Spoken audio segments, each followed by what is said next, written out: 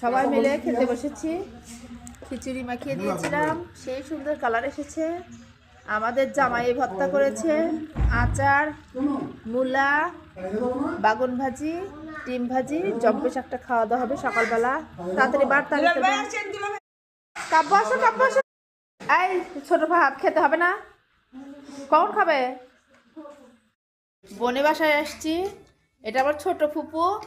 ছোট ফুপুর মেয়ে এখানে পড়াশোনা করে, ভাগ্যক্রমে তার সাথে দেখা হয়ে গেছে আমাদের। সবাই এখন খাওয়া দাওয়া করবে একসাথে। মূলা খাই না জীবনে, মূলা খাওয়া শিখেছি। ডিম ভাজি নিয়েছি, বাগুন ভাজি নিয়েছি। এখন নিব আলু ভর্তা।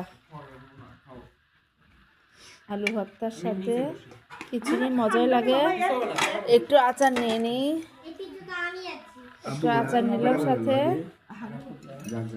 এখন বিসমিল্লাহ বলে খাওয়া শুরু করি। সবাই একসাথে মাটিতে বসে পড়েছি, খাওয়া দাওয়া হচ্ছে।